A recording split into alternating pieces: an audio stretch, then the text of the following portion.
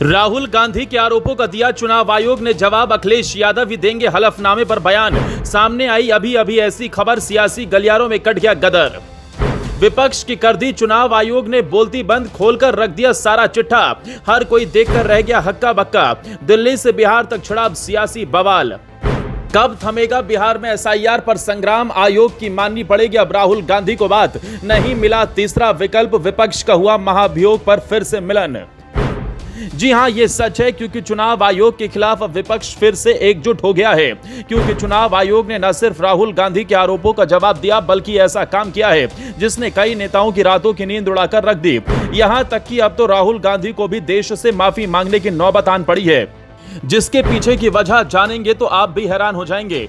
दरअसल इन दिनों चुनाव आयोग और विपक्ष के बीच तकरार किसी से छिपी नहीं है। जैसे ही राहुल गांधी ने बिहार में वोट चोरी और मतदाता सूची में गड़बड़ी का आरोप लगाकर सवाल दागे तो हर कोई हैरान रह गया। उन्होंने स्पष्ट रूप से कहा कि महाराष्ट्र के लोकसभा और विधानसभा चुनाव में गजब का फेरबदल हुआ, जहां 4 महीने में 1 करोड़ नए वोटर जादुई तरीके से जोड़ दिए गए और बीजेपी को लाभ पहुंचा। राहुल ने आरोप लगाया कि चुनाव आयोग इस मामले में पूरी तरह चुप है और ना तो कोई सफाई देता है, ना ही सीसीटीवी जैसी पारदर्शी जांच करने की अनुमति। उनके इस आरोप ने विपक्ष के चेहरे पर झकझोरते सवाल खड़े कर दिए। विपक्ष के हमले के बीच अब चुनाव आयोग ने अपनी ताकत दिखाई और विपक्ष की बोलती बंद कर दी। आयोग ने प्रेस कॉन्फ्रेंस कर हर एक सवाल का खुलकर जवाब दिया। उन्होंने साफ किया कि मतदाता सूची और एसआईआर प्रक्रिया पूरी तरह पारदर्शी है। आयोग ने बताया कि पिछले 20 साल में कई बार रिवीजन हुआ है, लेकिन इंटेंसिव रिवीजन की आवश्यकता थी ताकि पुराने वोट कटने, नए वोट बनवाने और लोग शहर या गांव जाने जैसी समस्याओं का समाधान हो सके। आयोग ने विपक्ष को चुनौती दी कि अगर उनके आरोप सही हैं तो हलफनामा दे, नहीं तो देश से माफी मांगे। अब बात यहां तक सीमित नहीं रही।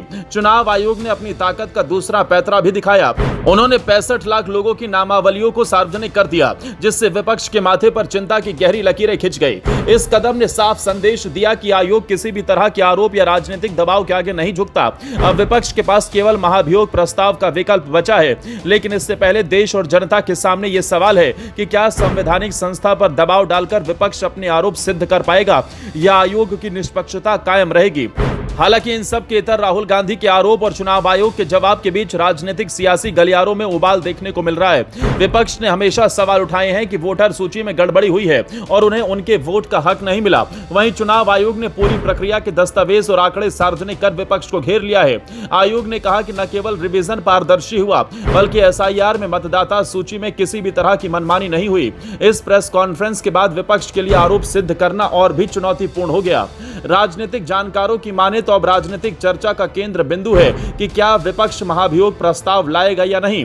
विपक्ष के अंदर बेचैनी बढ़ी हुई है, क्योंकि 65 लाख नाम सार्वजनिक होने के बाद उनके आरोपों के आधार कमजोर पड़ गए हैं।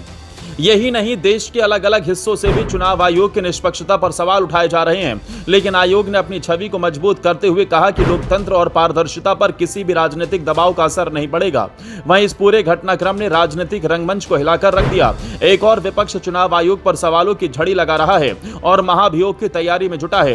वहीं दूसरी ओर चुनाव आयोग ने अपने जवाब और 65 लाख नामों की सार्वजनिक सूची के जरिए विपक्ष के दावों को चुनौती दी है। अब सवाल ये उठता है कि क्या अगला राजनीतिक कदम क्या होगा और किस तरह से लोकतंत्र और संवैधानिक प्रक्रिया पर इन सियासी झगड़ों का असर पड़ेगा।